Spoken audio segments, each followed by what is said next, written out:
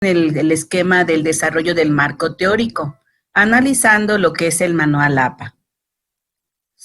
El manual APA tiene características muy importantes y una de ellas es la ortografía, el uso de signos de puntuación y la claridad y sencillez de la información que se presenta. Recuerden que el objetivo de este programa es fortalecer la investigación fiscal y que todos ustedes, si están haciendo un material, una tesis, un proyecto, dependiendo de lo que estén haciendo, un artículo, esto les puede ser útil, si es que utilizan el manual APA también. Bueno, vamos a dar inicio a la actividad del día de hoy. Lo primero que hacemos es recordar lo que hicimos en la sesión previa. En la sesión previa analizamos lo que eran las citas y las referencias. Hicimos más hincapié en lo que son las referencias.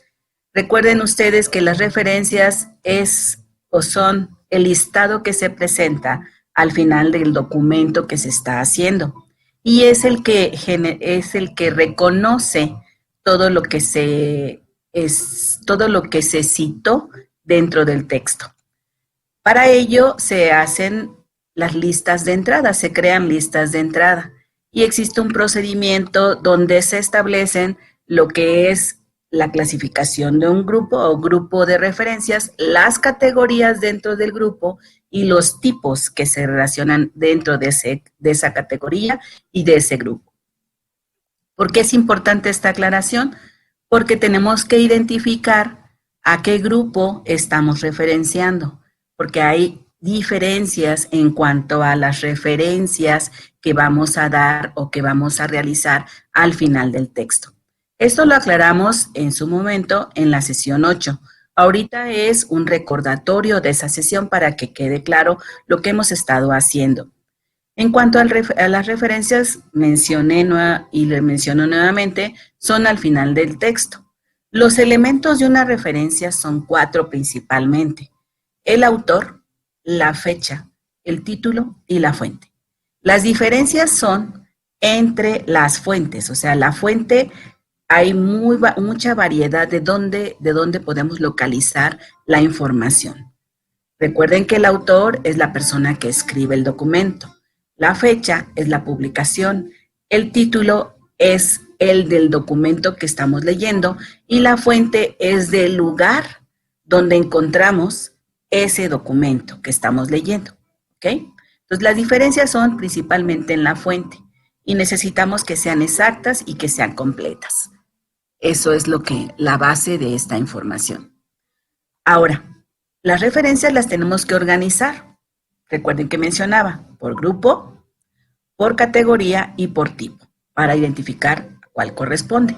Ahora, hicimos también una clasificación de las referencias cuando citamos el elemento autor, porque el autor puede ser un individuo, varias personas, un grupo o empresas y combinados, personas con grupos o empresas. Lo importante aquí es que si estamos hablando del autor y estamos hablando del individuo, tenemos que invertir, primero citar o mencionar los apellidos, el apellido del autor y los apellidos cuando son nombres españoles. Por ejemplo, utilizar el uso de la I o de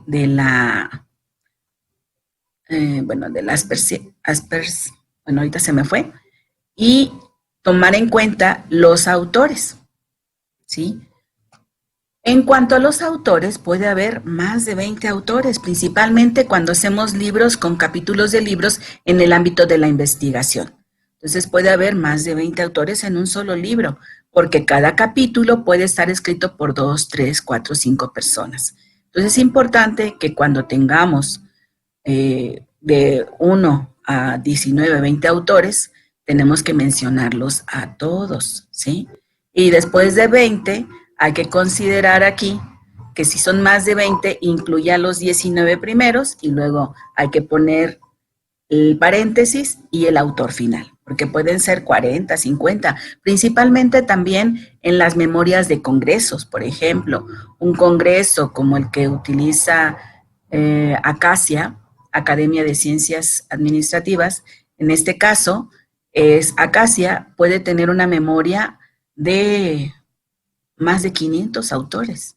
Entonces hay que ver cuáles son los que se van a mencionar, si por capítulo o si nada más así como parte de lo que nosotros estamos leyendo. ¿Ok? Recuerden que se cita al que estamos leyendo, aunque hayamos revisado varios documentos, al que estamos leyendo y al que estamos identificando qué es lo que vamos a escribir de él. ¿Ok? O de esos autores. Bien, entonces estamos hablando de qué es cuando se utiliza un autor a 19 y cuando son, o hasta 20 y cuando son más de 21. De 2 a 20 y más de 21 autores. El siguiente punto es referencias del elemento fecha. Aquí en el elemento fecha hay variedad, hay 5 tipos que podemos encontrar de cómo citar las fechas. Uno es únicamente el año. Y eso se hace principalmente en libros. Cuando tenemos un libro, citamos el año de publicación. ¿De dónde se toma este año de publicación? Del copyright, ¿sí? Del libro. Recuerden que está la portada, la contraportada y ahí aparece el copyright. De ahí tomamos la fecha de publicación. Generalmente aparece el símbolo de C, que es el copyright. Otro es por periódicos y se cita la fecha de los periódicos, dependiendo de, en este caso, si utilizamos 5 tipos de fecha, recuerden que puede ser únicamente el año, que puede ser el año y el día, el año y el mes, día, dependiendo, ¿verdad? Fecha de actualización. Estamos hablando de 5 tipos en el año. Bueno, nuevamente recuerdo, el año es único, el año y el mes, día, mes y año es otro, día y lo que es un periodo de tiempo, como es por ejemplo verano, otoño, invierno. Entonces, esos son los tipos de fechas que podemos encontrar y que es necesario aclarar. Pero también podemos encontrar documentos sin fecha. Y en ese caso solamente vamos a mencionar entre paréntesis, si es en español, S.F. Si es en inglés, N.D. que significa no date. ¿Ok? Eso es cuando estamos considerando sin fecha.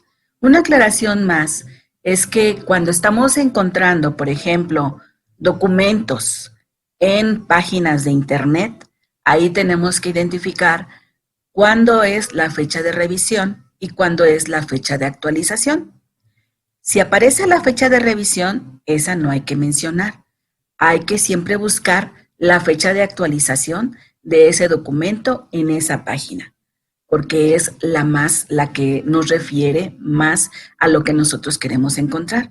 Entonces, es importante entonces tomar en cuenta la fecha de actualización.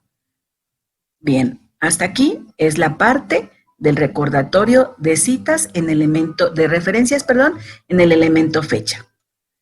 Otro aspecto también que revisamos en la sesión pasada es el elemento título, en donde vamos a considerar las obras independientes, ¿cuáles son las obras independientes? Las obras de un solo autor, ¿sí? En este caso, estamos hablando de que es un libro, por ejemplo, hecho por 1 o 2 o 3 autores. También pueden ser varios, pero son independientes, porque no dependen de un grupo mayor, por ejemplo, de una obra que tiene varios capítulos que son escritos cada uno por diferentes autores. Lo que estoy hablando cuando digo obras independientes es que es un libro que puede ser varios autores, pero que es un solo libro escrito por esos autores. Todo el libro está escrito por ellos. Bien, en el título, entonces, de obras independientes, el título se pone en cursiva y las obras que forman parte de un conjunto mayor, como mencionaba, un capítulo de libros, esas obras, o cuando estamos hablando de artículos de una revista, es un conjunto mayor. Un artículo es una parte del conjunto de los que forman en una revista. A veces una revista puede publicar unos 10 artículos, 5 artículos, dependiendo del tipo de revista que sea. En ese conjunto mayor, cuando estamos hablando del título, el título se utiliza en forma normal, ¿verdad? Y el conjunto mayor aparece en el elemento fuente, en cursiva. ¿Hasta aquí alguna pregunta?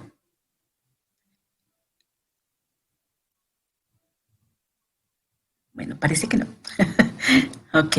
Entonces tenemos el conjunto mayor a